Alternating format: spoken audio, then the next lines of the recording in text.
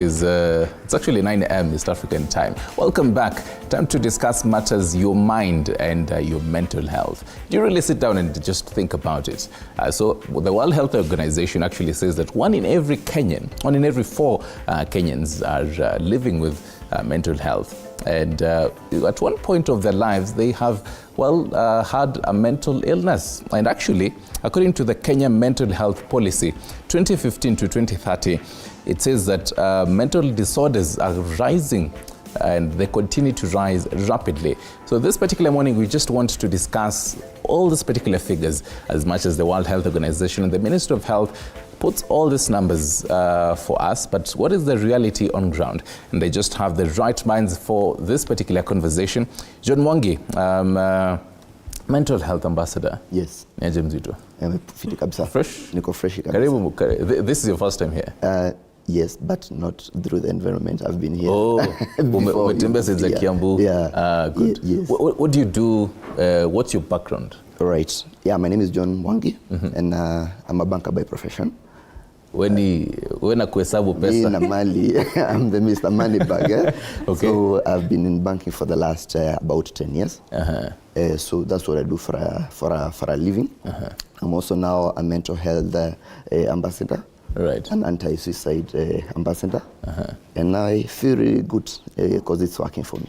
Anti-suicide ambassador? Yes. We'll get to that. Yeah. I'm curious to know the story behind that. All right, no problem. Okay. Yes. And Ruth Mwaura. Yeah. How are you doing? Fine, thank you. Clinical psychologist. Yeah. What does your work entail?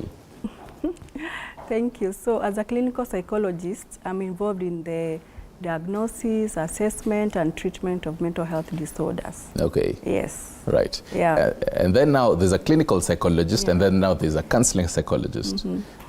Ruth is from Mindful Kenya. Yeah. That's correct. And then a counseling psychologist from Hopefield Foundation, Alan Ndata. Karibu sana. Okay, thank you very much. I hope your month October yako imeanza salamu. It has started very good. I appreciate for that. A counseling psychologist. What counseling psychologists entail is more about of counseling, as it suggests. We are involved in diagnosis, but we don't treat. We leave that point to the clinical psychologist. All right. So, okay, so basically your work is promoting. Yeah. Okay. Yeah. All right. I was taking a look at, and I can start with you on this. The fact that you're telling me anti-suicide campaign. Yes. What does that entail? Is there a story on the background of it? Yeah, there is a story on the background of it, because I'm a survivor. I've attempted suicide 11 times. Of which I wouldn't say I'm a survivor, I would say I'm a liver, because now I have lived past those attempts, I've lived past those thoughts. So being an anti-suicide ambassador was very intentional for me, because this is something that I can resonate with. It's something I've been through, it's something I've walked through, and it's something that I've been able to live over. Yes. The 11 times, now yes. I'm curious, the 11 times, was it in a span of, what duration was it? It would be shocking that my first attempt, I was in primary school. I was in class 4. Okay. Yeah. So I think my first attempt, running all the way through to my 4th, 5th attempts, were within my primary school and high school. Then the rest have been after I completed high school, while at the universities, and while still working. My latest, and I would say my last, was last year, which was the very last. It was the trickiest, it was the worst, but I lived it, and I survived it. Right. Yes. Mwaura, when the MOH is telling us, and even the WHO is telling us, that 1 in every 4 Kenyan is living with mental health, mental illness. Yeah. So that means, we are 4 of us here, by the way. So that means literally when you find a group of 4, that means that is 1. Yeah. Isn't that shocking? It is. And you see, I think as a country, we've not understood the impact of mental health, yeah? Because I think what people see, they see the person that is on the streets. You know, that is what we see mental illness to be, yeah? The whole dirty hair. Yes, Yeah. you know, somebody that is on the street talking to themselves, and that is the severe part of mental health issues, yeah? But we are looking at mental health from the very start. You know, how is our mental health? Even here where we are seated here, how is the wellness of our mental wellness, you know? Because most of the time we are so into the severe part of it, yet we are supposed to be at the mental wellness, the very beginning, you know, the primary health care. And that's where a lot needs to be done. So when they say 1 in 4, it's a huge number, you know. So as a society, then we've not understood the impact of mental health, you know, and even the whole spectrum of the mental illness, you know, because it starts from, you know, mild, moderate to severe. So what we see in our communities is the severe part of it. But are we able to identify the very beginning, you know, am I okay? You know, I can be here, but I'm not okay. But because you're not seeing the signs and symptoms of, you know, the person with severe mental illness, Yeah. then we assume that I'm okay. Yet my mental health is compromised. So what's the situation on ground? I mean, I'd assume you work with communities hands-on, kwa ground, so Yeah. vitu zikoje kwa ground? Kwa ground, and especially where we are now as a country, people are going through mental health issues, yeah? There's a lot happening, you know, in terms of how the economy is, in terms of job losses and income and all, yeah? So when you look at what is happening on the ground from, you know, where I sit as a mental health professional, then we are seeing an increase of, you know, mental health cases and the people that are seeking services, and just to be able to understand that others are not seeking services, you know, because of also the stigma surrounding mental illness. So there are people who are not seeking services, and there are people who are not even aware that I'm not okay, you know. So the people that maybe us as the mental health professionals, yeah, the psychologists, get are the people that now have been able to understand that I have an issue. Yet there are a lot of people on the ground going through mental health issues, but they are not seeking services. Yeah. Right. And I love the fact that you brought up some of these factors, including economic bits. And when even I posted this particular poster, they're like, can we ask them, the political temperatures that are in Kenya, and that, are they a factor? I mean, hapo hivi 1-2-1-2 bipartisan, unafungua gazeti leo unaona huyu amesema hii na hii. Can that be a factor in even your mind, how your mental health is? Yeah, it is a factor. It is triggered by, for instance, today, I went and the media houses, of course, some of the media houses, you know, they tend to exaggerate. I see my post. What is in my mind? I wake up in the morning, I see my mind is in a very stressful episode. And then from the stressful episodes, then it starts triggering the point of depression. And then from depression, now here comes the serious case of the mental illness. It is very primitive to hold that politicians don't suffer from mental illness, but they do. They face very high criticism from the public because you want to win a favor from this side and from the other side. Now, on a light note, I'm pretty sure you'd also include football teams there. As a Man U fan, I can highly relate on this. Okay. You also have, like, you have your interest. When it fails, it triggers you something that, what could I have done so that to achieve this, so not us to go into this situation. Right. Okay, now the fact that TV is, as much as we talk about this now, Mwangi, the kind of outlets that one should have, talk about that. Okay. When probably you know that you're going through something, maybe it's depression, which kind of outlets are available? All right. Let me start by first thanking my our therapists, because they've really pointed out two items that are very key when you talk about mental health. And one of it, as I come to your question, is the myths that we have. That we think when someone talks about mental health, when someone is going to a mental hospital, we think that they are mad.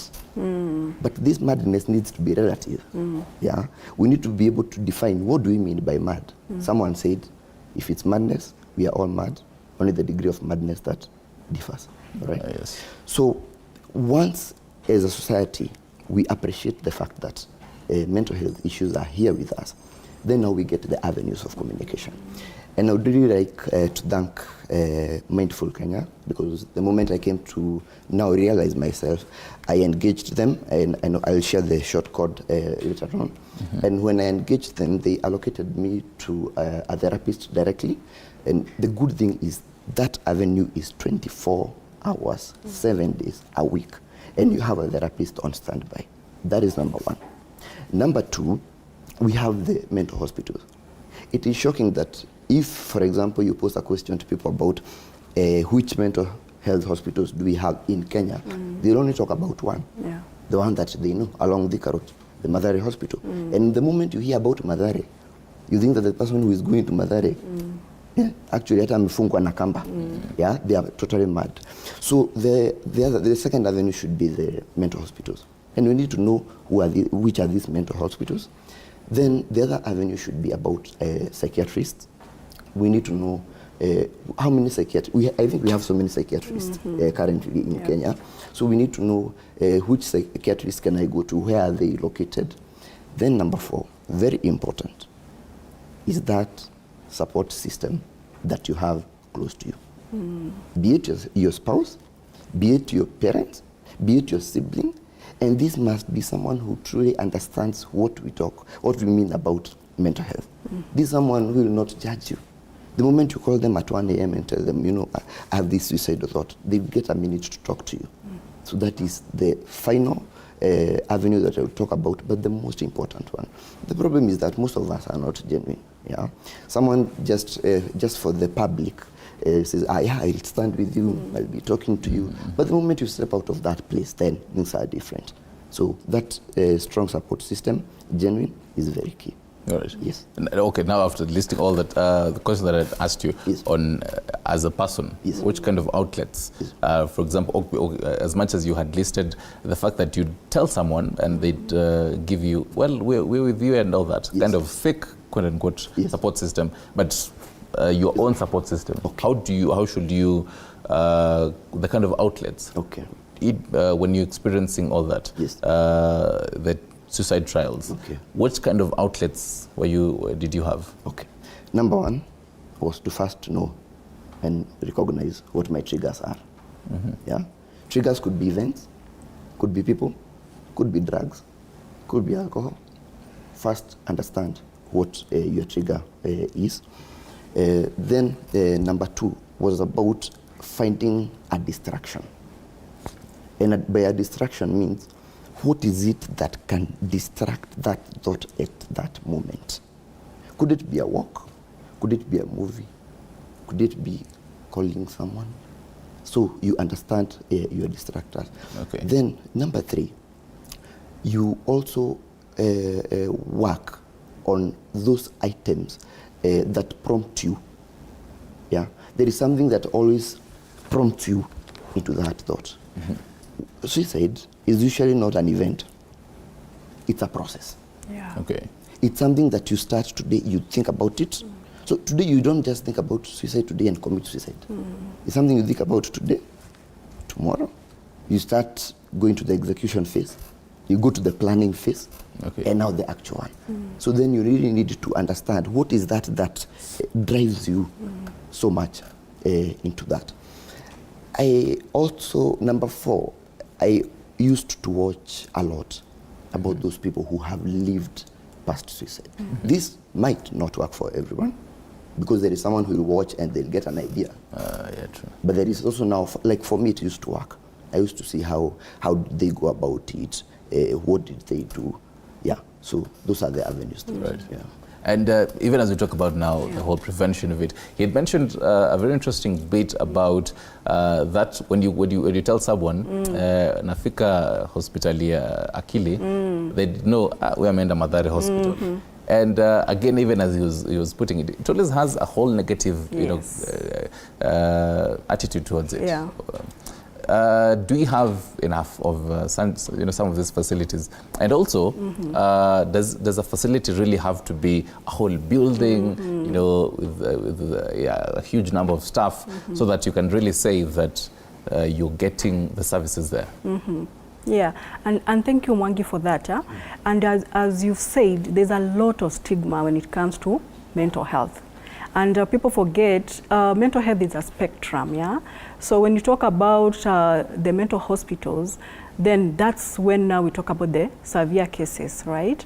But are we able to understand kuanzia kule mbele, the prevention itself as you brought it, yeah? Yes. Because by the time somebody is now going to the hospital, that is curative.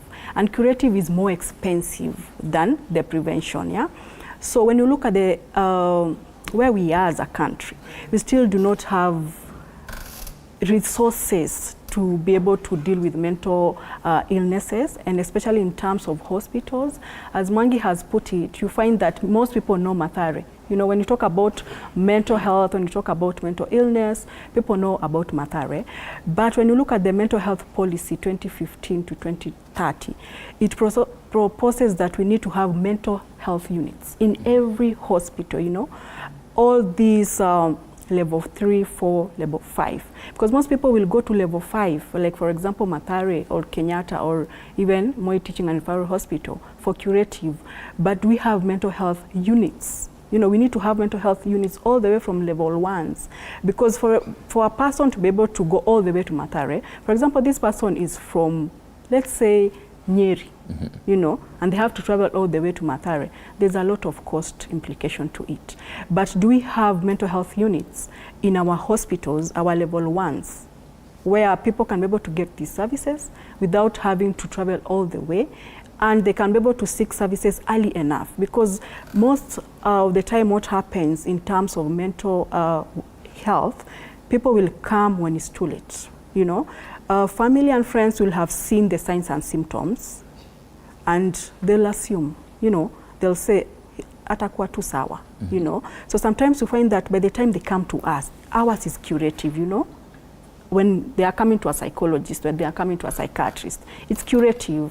And when you check history, they'll tell you it started 3 years ago. So you can imagine if this person got help 3 years, then they wouldn't be where they are. So in terms of mental health units, we need to have mental health units in our community, where people are able to seek the services early enough. Accessibility is there, so they don't have to travel all the way to county referral hospitals to get the help that they need. And also in terms of the cost, Mwangi can agree with me that the cost for mental health, is high. How much? Because I'm pretty sure you might have come across maybe the numbers, not a specific number, but a rough figure, even for the viewer to understand. When you talk about, let's say, for example, depression, and they know, most even for actually guys, they'd say, maybe niende therapist nini, afadhali niende gym or something else. Just to understand even the cost of it. How much is it in Kenya? I think it depends, yeah. So basically, if, for example, you're going to see a private therapist, it's anything from 2,000 upwards. How many Kenyans will be able to afford that, right? If you're going to see a psychiatrist, also depends. Who are you going to see, where, and, the rest, yeah? Maybe the public hospitals are cheaper because of standardization, they are getting their support from the government. But you find that curative, like the World Health Organization will tell you that curative is more expensive than the promotive and the preventative. And that's what Mindful Kenya does, more of preventative and promotive than curative. Because if I can be able to get services at the very start, then the cost of being able to deal with my mental health is lower than when I have to go for hospitalization. And Mwangi can agree with that, that by the time I get to a hospital and I'm admitted because maybe I'm going through depression and the other mental health conditions, then it's more expensive. If I am admitted for a week, 2 weeks, a month, How much is that, you know? And how many people have insurance to be able to cater for that, you know? But if we are able to do the community-based, you know, if we are able to start at the very low level where we have community-based interventions and people are able to get the services at the community level, then they don't have to go all the way to the curative. So it will be more cost-effective and cheaper for them at the preventative level than during the curative level. Right. Yeah. Let's talk about laws now, the laws in Kenya. And last year, we did see now former President Uhuru Kenyatta signing into law the Mental Health Act amendment, I believe it's 2022. This had repealed, I believe, the 98 Mental Health Act. And, you know, for long, even mental health promoters were really saying that we have an archaic act and it really needs to be repealed. So far, what was the whole importance of having a Mental Health Act, first of all? The importance of the Mental Health Act is that to make sure that the Kenyans and the people come to understand that we have a challenge. And we have the society, we see the stigma around the society, where even we see men, for a man to cry, it's a crime in the society. But when we have these laws, we are able to educate and promote that we have a challenge, and we can be able to address it through this and this. Retri, from one of the psychologists, he tried to draft a bill to take it to the parliament where they say that people are mad on a specific county. But really, people are not mad. People are suffering from a serious mental illness. Mental illness is just like the other diseases. It's just like cancer. It starts small, small, small, and then when it comes at the point, that's when we start seeing the realism of the case. Right. Now back to Mwangi. Normally we will say, and when you take a look like a whole year, even in Kenya, you'd find probably there's certain months that you probably call it a season of, let's say, depression or something like that. Well, in your experience, even as an ambassador, you definitely work, you know, hands-on with the communities. Is that true, by the way? The fact that there can be a season of, let's say, a particular mental illness, for example, depression? Okay. From where I sit, yes. Because some of these things are seasonal. Like, for example, if I give an example of COVID, when COVID came into play, there's so many people who got into depression. And these depressive moods, you know, can range from bipolar. Like, for example, I've been fighting bipolar and attention deficiency hyperactivity disorder, ADHD. And these things, for example, you are affected financially. Maybe your family is going through some issues. Maybe you have issues at work. Maybe, for example, as you put it politically, you've used all your money and you've lost it, right? So it could be, some of it are actually triggered by episodes and by the moment is at that point, which range all the way, financial and all that. And I think one of the things that I would like to point out is about what you just talked about the bill. Because I don't know what we are going to do about it. Because the moment, for example, there is a case reported at a police station that someone is trying to commit suicide. Commit in itself becomes an offense. Instead of them taking you to Mathare or to other mental hospital, they take you straight to jail. Right?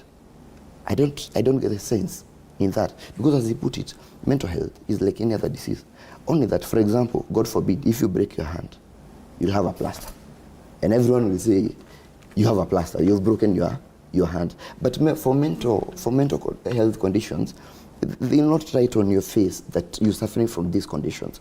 So I think those are things that needs to be looked at. That act really needs to be addressed. I'm not advocating for people to commit suicide, no. Because suicide, and I'll tell you this one for free, as a survivor, as a liver, suicide is the most difficult decision that any living human being can make. It is the most difficult. Because you don't know where you are going, You don't know what happens after that. There are all those myths, maybe even, for example, even biblically we have whatever it talks about when we talk about suicide. So that one also needs to be addressed. Yeah. And now even for the psychologists in the house, first of all, the whole bit of when he was talking about even suicide, I remember last month you were also having this particular discussion of decriminalizing suicide, and it was really being pushed by people around it, and also the whole bit of the whole act of how really important it is to have this particular act. Maura. When you look at suicide, as Mwangi has put, suicide is a cry for help, and by the time somebody is getting to suicide, then their mental health has been affected to a point they are not okay, So when you go to our penal code, the Kenyan penal code, and it talks about suicide as a crime, what does that tell you? Somebody that is sick, when somebody has hurt, as Mwangi was saying, you've cut your hand, you're taken to hospital and you're given services and it's okay, But when somebody attempts suicide as a result of their mental health being affected, then you're taken to prison, And you find that a lot of times, the people that have attempted suicide and they have not died by suicide, unfortunately, most of them are in prisons. Yet they're supposed to be in hospitals getting the help that they need. So there's been a push to decriminalize what is it called, suicide. We have to go back to our penal code and say, what, suicide is a mental health condition. And we can no longer be taking people to prison because they are ill, So there's a push towards, being able to say that suicide is no longer a crime, and anyone that has attempted suicide needs to be taken to hospital to get the services that they need. Yeah. Well, the second one was now your expert opinion, both of you, on is there a season of mental illness? There is what we call seasonal in the mental health disorders. Remember we said about there's mental health and then there are mental health conditions, or the mental illness. So when you talk about mental illness, there are a lot of classification. All the way from depression to bipolar to PTSD, all those classification, and we have the DSM, we call it the Diagnostic Statistical Manual, that has all these classification. So in the classifications of mental illness, there's what we call seasonal affective disorders. So they come depending on the seasons, and that's when that's towards the severe cases, So when you ask about if there are points where people suffer from mental illnesses, there's what we call seasonal affective disorders. By the time then somebody has this illness, I may talk from what you call mild to moderate all the way to severe. So depression, bipolar, and all these other mental illnesses is in the spectrum of moderate to severe mental illnesses. But there is seasonal affective disorders. Right, Victor, that we need to take a short break. But then when we come back, data, even as I had mentioned before, that particular mental health policy, 2015 to 2030, saying that the cases are really rising drastically. But then really on the youth, the numbers are really rising on the youth. I'm curious, what are the numbers according to your foundation? Vitu zikoje kwa ground according to you? Stick around for this particular conversation. You can always be part of it and chime in on our social media handles at TV47KE on Facebook, TV47 News on X, Nyeringita _. I'll be giving you that particular number to call in a few. Stick around.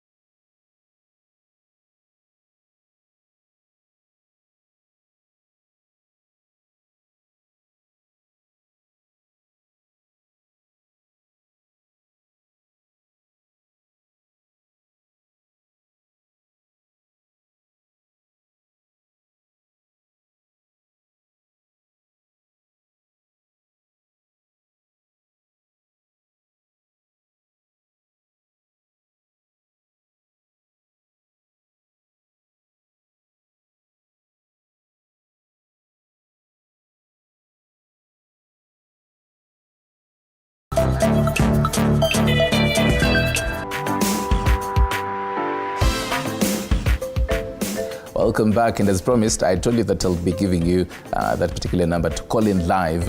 And just in case you're joining us, we're having a very important discussion on how you can really mind your mind and the whole mental health, focusing on prevention and also the promoting of it. 0768095491, 0768095491. Tafuta credit, call in, and we do have the right minds for this particular conversation. John Mwangi, mental health ambassador, Ruth Moura, clinical psychologist from Mindful Kenya, and also Alan Ndata, Hopefield Foundation, a counseling psychologist. Before we took a short break, Ndata, I told you on the whole now youth.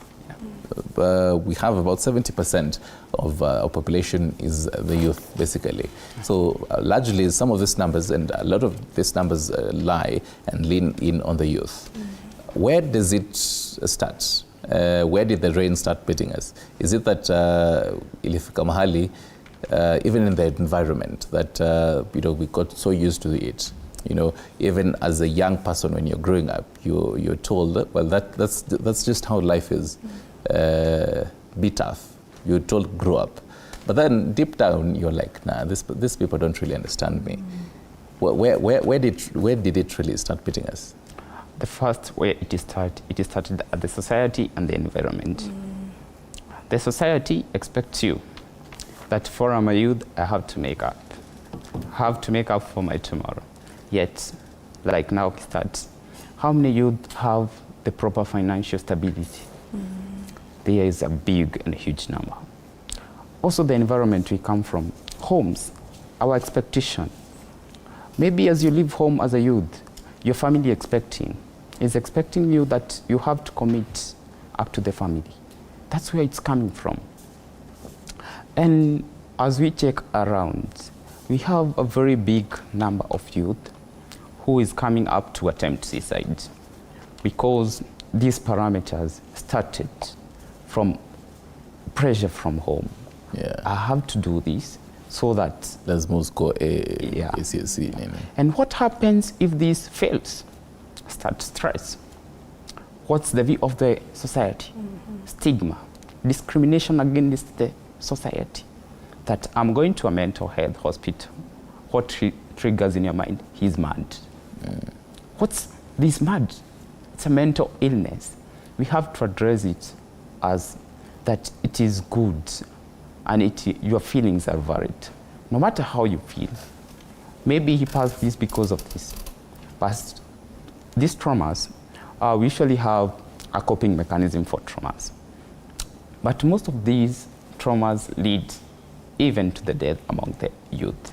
And also most of the challenging mental health illness among the youth is childhood traumas and the expectation of the society.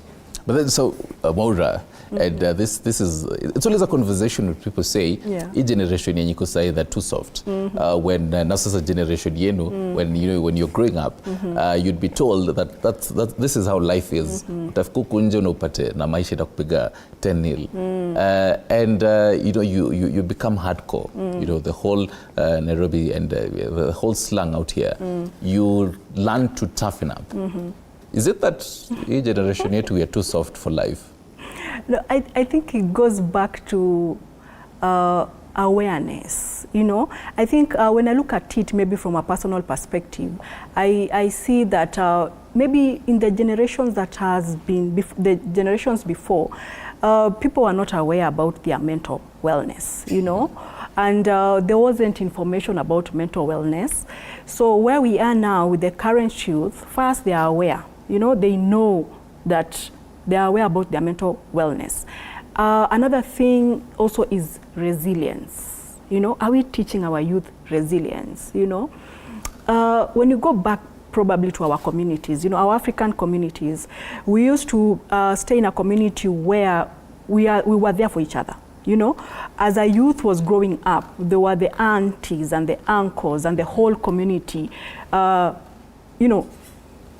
behind the youth. They were brought up being able to understand the dynamics, as they grew up.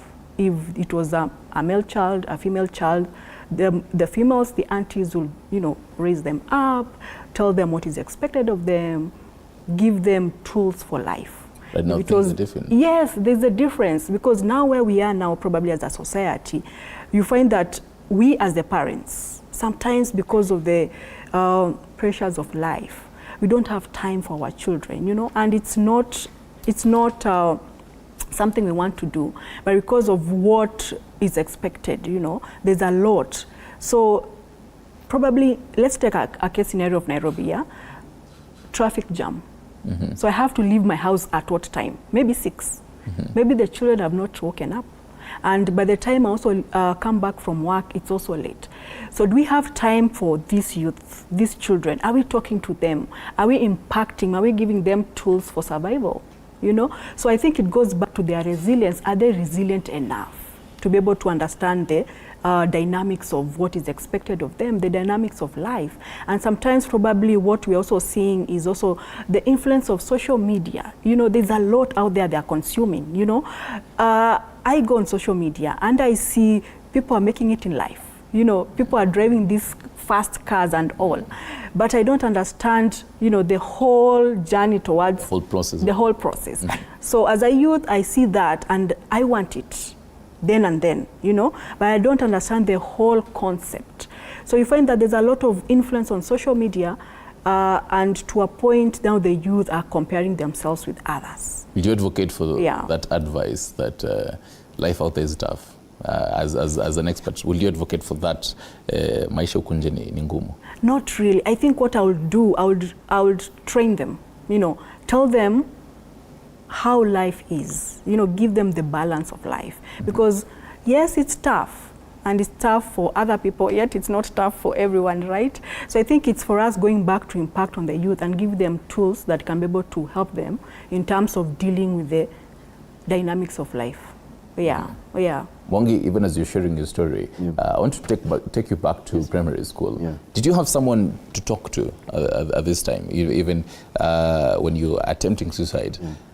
Did you have someone that you could actually sit down with and tell them, this is what I am feeling right now, and what were they telling you? Okay. The answer is no, I didn't. And the reason is because of the myths that we operate around when you talk about these illnesses. Yeah, people will say, there's a curse, it's your generation, it's I don't know what. So because of that and the fear that was instilled by the society, by the community in us, made it very difficult for me to share with anyone. Because if you share it with your teacher, then what do they say? If you share it with, you see, even our parents, because of lack of information back then, it would have been a very difficult thing for them to deal with. Yeah, so I didn't have someone that I would share with. I think I just, I moved over it just with time and by God's grace. So, but that aspect of parenting, very important, based on your question. Because where are these children getting their coping mechanisms from? Yeah. Have we allowed them to get coping mechanisms from school? Why are we taking them to boarding schools too early? Yeah. We are too busy looking for money. But you get this money, you try to educate this child, you give them the best education. But then what is the end result? What's too early for boarding school? And I'm curious, whether even from the experts and from you, what's too early? Which age is too early? What I would say is, I'm a father to a son. And my plan is that my son will go to a boarding school after the entire primary. Now from high school, they can proceed. So because this boy, at age 14 there. yes, at age 14, 15. Because I didn't need to be with him, to understand him, understand his mood swings. So by the way, gone are the days whereby you used to see someone or a child with a mood swing and then you are like, wewe unafanana na nyanya yako. You see, gone are the days. You really needed to understand why you were happy yesterday, today you are angry. Jioni you are super happy.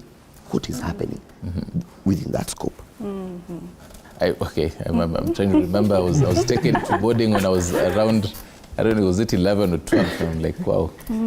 Anyway, Netta, how now do you talk to a 12-year-old or an 11-year-old child who's telling you that, by the way, I am feeling like I want to end my life? How do you sit down with this child and you're talking to them?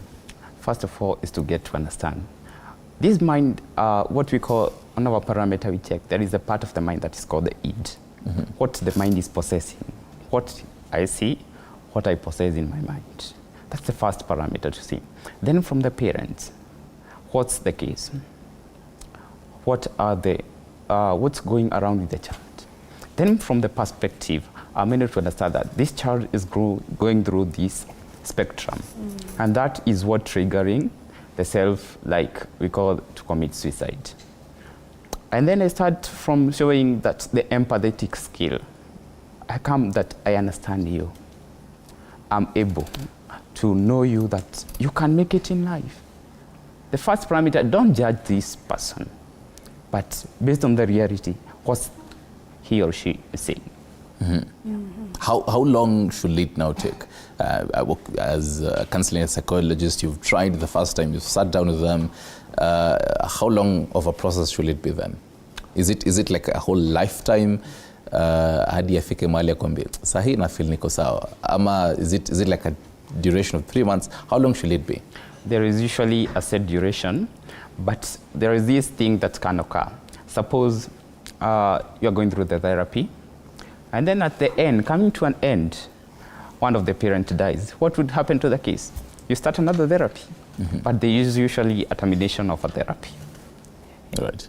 And more now, what are the red flags? Even as we're discussing for the youth, even the whole preventive, before you actually, I mean, we have established that curative is actually quite expensive. Yeah. And even for the youth and even for the young people, before they reach a level where it's they can't really deal with it, it's too tough for them. What kind of red flags should maybe even a parent or a guardian be looking for when we talk about mental health? And thank you for that. You find that when you talk about mental health, there are what we call signs and symptoms, right? And most of the time, there's changes, what we call changes in your thinking patterns, changes in how your behaviors and all. So I think when we are to look out for the signs and symptoms, look at the behaviors, changes in behavior. For example, I know Mwangi, for example, we are friends. Then all of a sudden I realize there's a change in Mwangi. Mwangi is this person that when he comes, he will greet people, he's jovial, but all of a sudden Mwangi comes and sits in a corner, doesn't want to talk to people. There's a change you can always notice, yeah? If you're close to these people, you notice there's a change. So we have to look at changes in their behaviors. How are they? Changes in moods. A person maybe who was talkative, they are now quiet. A person who was quiet, that's their personality, but all of a sudden they are talking too much, and there's a lot to say. So there's changes in their moods. Changes in sleeping patterns. You find somebody is either sleeping too much or they are sleeping too little. Changes in their appetites. So somebody is eating too much or eating kidogo sana. Then you find that somebody has changed in the things they used to love. Maybe somebody had hobbies. They used to love football, watching football or even playing football, but all of a sudden they don't want to do the things that they used to love, And then there are people who now start talking about, I am a burden, I don't deserve to be here, I think me being out of this world is better, such kind of talks. They tell you there's something. And then you find there are people that they stop doing the work they used to do. If you come here, you're working, then you're no longer coming. There's absenteeism, Right. People can't find you, So mostly we look at the changes, yeah? Changes in how the person is thinking, they are behaving, and also how they communicate.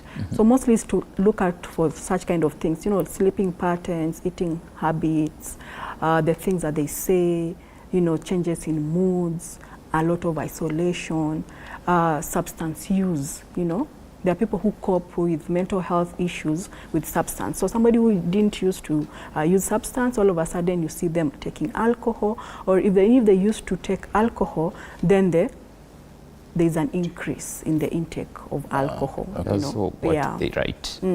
What they write matters much, Yeah. because writing is part of releasing what is in the mind. So you can figure out, you can see some points they are writing notes, get to know what's the meaning of these words and these notes. Yeah, like their posts. Yeah. Yeah, what they post, you know. Maybe you see somebody posting something, you've been used to a way of, a pattern of how they post. Then all of a sudden you realize there's a change in how they write. You know, you can, if you've been following somebody for a certain period of time, you realize how they post, you know. Then all of a sudden you realize there's a change. There are things you can note, you know. Yeah. But sometimes people say, maybe I'm gonna stress, Yeah. you know. But do we reach out to ask, I've noticed a change, what could be happening? And that could be the point at which you're able to save a life. Yeah. Before I come to Mwangi, there's a question here. Yeah. 2047 or SMS number. Someone says, kindly ask what are men and women susceptible to depression the same? Largely speaking on difference between the genders and the susceptibility to depression. I think studies say they're almost equally the same, but there's what we call risk factors. Men have higher risk factors towards mental illness or mental health conditions than women. Why? Because women reach out, you know. If I as a woman am going through something, I'll reach out to my friends, you know, and women have circles where they're always constantly talking about what is happening in their lives. But unfortunately for men, and you find men will keep quiet. Men have been taught to toughen up. Men have been told, you know, you have to be strong. You know, talking about your issues, that is being weak. So you find that in terms of risk factors, men will be more at risk because of their service-seeking behavior. So men will not reach out for services, but women talk about it, and sometimes they're able to get help early enough before it escalates. Right. Yeah. And final bit before we get your last words. Now, living with someone who is facing, suffering a mental illness, for example, even depression. Now, for example, you are Mwangi, as you're calling yourself a liver of attempting suicide 11 times. Yes. How do you deal, or even for someone else, how do they live with someone like this? Someone who is, battling with depression and all that. Okay. Let me start by saying that last month, that was September, was the World Suicide Awareness and Prevention Month. And I remember we held some event and commemoration in memory of those fallen soldiers at the Arboretum. And I think from that point, what I've gathered is that I've been able to get up. I think I have a team. I have about seven teenagers that I'm mentoring, that I'm following up on. And one of the things that I really take note of are the red flags. Yeah, as my colleagues put it, it is very important to notice those red flags. What I do is, at any given point of the day or night, I'll get into my WhatsApp and go through their status. What have they posted? At that point, at that 11 p.m., 12 a.m., what have they posted? Because that one will, in a big way, guide me in reading any red flags. Because maybe you talked to someone during the day, you're okay, and then they post at 1 a.m. That when I fall, or when I come back to you, Lord, please receive me. I'll call you 20 times. You have to pick my call at that point. I'll call you at that. So living with someone, one, you must understand what is it that they are going through. Because you can't deal with something unless you know it and you understand it. And for us livers, I think we are at an advantaged position to even deal with these people, because we are talking about things that our cells have overcome over the years. Yeah. So I think reading the facts, the same point, when you're living with someone, and then why do people say, for example, today is on a Wednesday, tomorrow Thursday, someone is saying, na jana alikuwa ameniambia hivi. Maybe the person committed suicide into the night, today into the night, and then tomorrow you're saying, na jana alikuwa ameniambia. Na jana it's hitting you later. Exactly. Why should it hit you later? Let it hit you now. By reading the science. Because you are close to them, you understand them. Right. Yes. Because of time, I'll get your last result. I'll start with you, Ndata. Your parting shot on, as we focus on prevention and also promotion of mental health illness. The first one is raising awareness. Let's educate people. What are the red flags? If I say this, can you do this? That is the first step. The second one is providing peer support. Peer support is like getting to know my friend is not feeling well because of this. And then the society stop judgmental bit. The society should not judge a person living with mental health.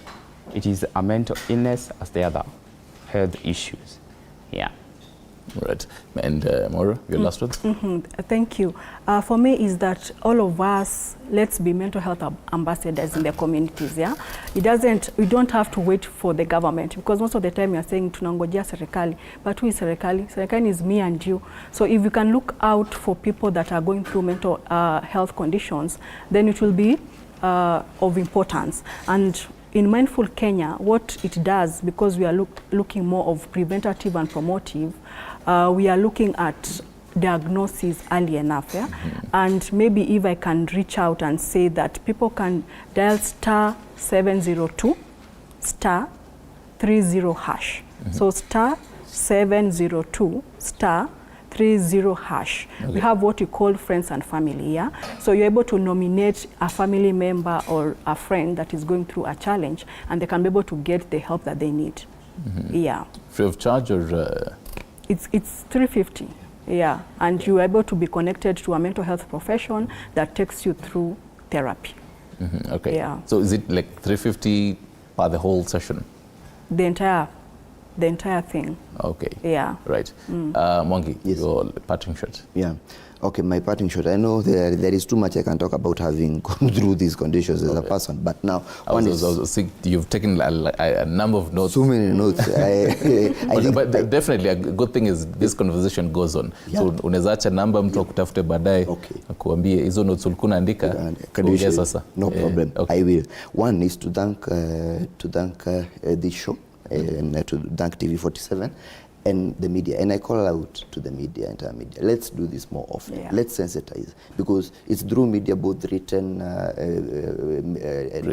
printed or something, broadcast, yeah, that we're able to reach out to the youth. Then number two, I will say that let's when we talk about these conditions, when we talk about suicide, it's unfortunate. It can be your son, it can be your parent, it can be your neighbor, your friend. So let's not just see it as a monster, because it can attack any one of us. Right. Then number three is that let's stop sugarcoating things. Okay. Yeah. Let's not say someone dies of alcohol and we say that someone they were sick. It was a short illness. Let's not sugarcoat. Let's talk things as they are, so that they can be of impact to the rest. Finally. Thank you. Okay, so John Mwangi there, mental health ambassador. Yes. Asante sana. Ruth Maura, clinical psychologist from Mindful Kenya, and Alan Ndata, counseling psychologist from Hopefield Foundation. Asanteni sana for your wise words. I'm curious. Also, this Saturday, we have a mental health activity at Thika Technical Training Institute, which is sponsored by Kimbilio. Okay. People can come to the activity, it's a walk and dance. We are a group of partners. Yeah. Thika Technical Training Institute. Thika, okay, that one. Thika Technical Training Institute. I'm curious, Fred and Flora, if you're minding your mental health.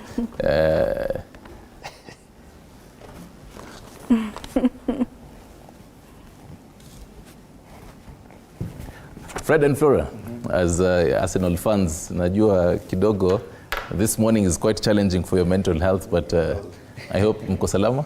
Yes, but I even beyond football. Even beyond Flora? football. I'm good. I'm in a safe space. I'm at peace with the universe. Right. It's a very interesting discussion you've had on mental health, and it's something that we need to talk about even beyond the football. Oh yeah. Yeah, these are serious discussions, and we pray that we may have more such discussions in the coming days. That is And it's that, on a very good note that we finish this show on that. Yes. And I actually you guys. You really had to put it here so that we believe. Guys. This was your attempt at art. I drew. What percentage did you draw? I think I did. It was 50-50. We asked her to stick to her day job. It was 50-50. It is a commendable. Yeah, I tried. Thank you, guys. Oh. Now, what you should have done is hapo kwa kona, A signature song. bars. You know, By art, Flora. as Sylvia said, art is a continuous work. So nitaandika hapa tu Finish. You can Flora. Add a few Hapo birds. kwa finish kona. with my pen. Right away. Well, it's on that note that we wrap up this edition of Morning Cafe. Thank you so much for keeping us company from 6 a.m. up until now.